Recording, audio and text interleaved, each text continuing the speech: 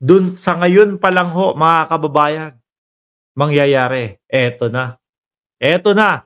Kay Kibuloy ho, mga bossing. Nako! Walang kawala si Kibuloy.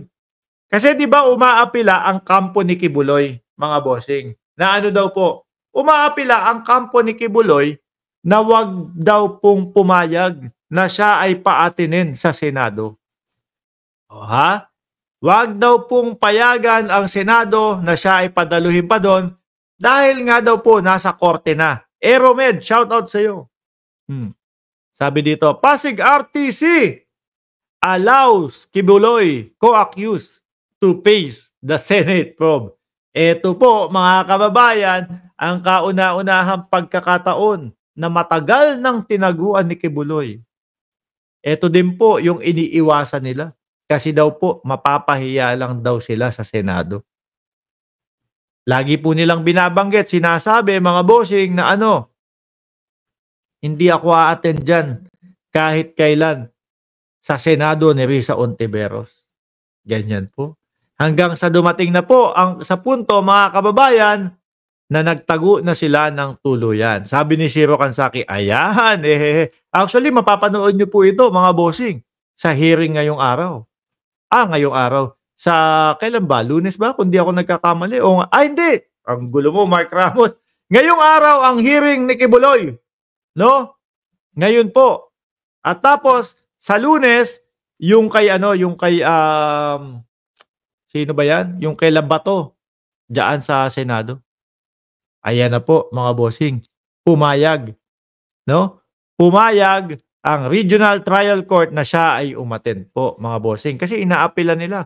Wag, hindi pwede. Ayaw namin. Ganito, ganyan. The court order was made by acting RTC presiding judge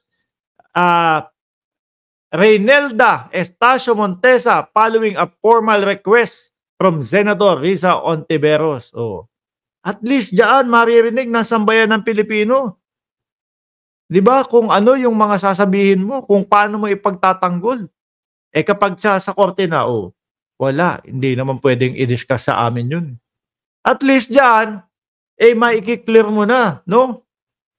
Yung sinasabi nyo, kayong mga mapanghusga na Pilipino, hinuhusgahan nyo si Kibuloy. Maki-clear mo kung sakali, makonvince mo kami na wala ka talagang ginawa. Di ba? At eto na nga po, mga bossing, ang pagpasok ni Kibuloy. Tada!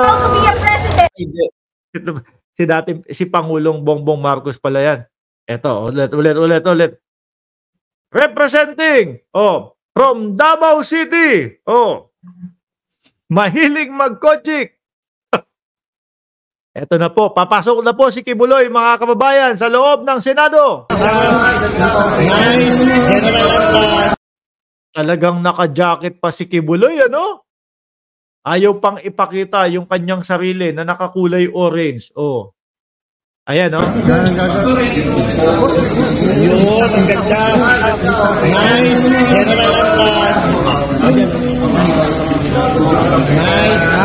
Yan, ang galing. Ang galing daw. Ayan, ang galing. Papasok na si Kibuloy. Alam niyo po, mga bossing, dito natin mapagtatanto, no? Na yung pera lang yan. No? Kapag ka gumagawa ka ng hindi kabutihan at humantong ka sa punto kung ano ang kinahantungan ni Kibuloy, wala na.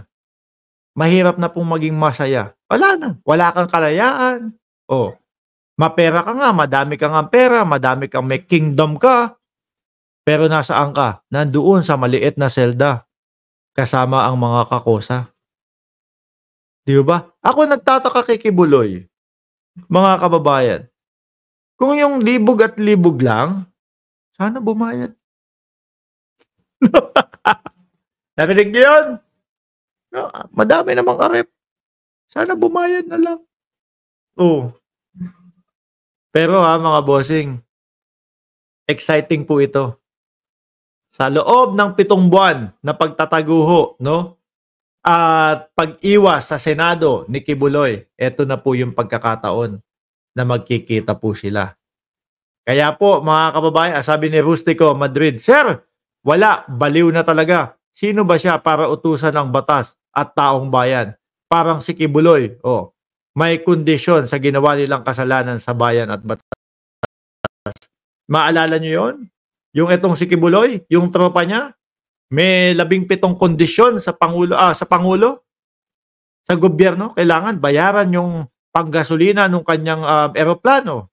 O biruin nyo, may eroplano, may helicopter, tapos ayun, nakasiksik sa maliit na selda. Mga DDS, alam ko nandiyan kayo.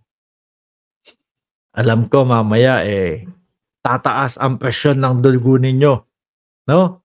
Habang pinapanood si Kibuloy. Habang hirap na hirap magpaliwanag sa kanyang sarili. Malamang pagkatapos din nung hearing ni Kibuloy diyan sa Senado, ang kabog ng dibdib nyo napakalakas. Kaya ang gawin nyo mga DDS, kumuha na kayo ng baso ng tubig ninyo. Para hindi naman tumaas ang inyong presyon. Kung sakali naman na kayo ay may katabi ng mga DDS dyan, isa lang ang gagawin ninyo. Pag nakita nyo medyo humahawak na sa dibdib at nahihirapan ng huminga, dalin nyo sa pinakamalayong ospital. Kung meron kayong sasakyan, pag-tricyclein ninyo. Di ba? Eto na. Mga bossing, eto na po ang santo ng mga DDS. Walang iba kundi si Kibuloy. Paglabas po niyan, mga kababayan, tapos na din tayo, ha?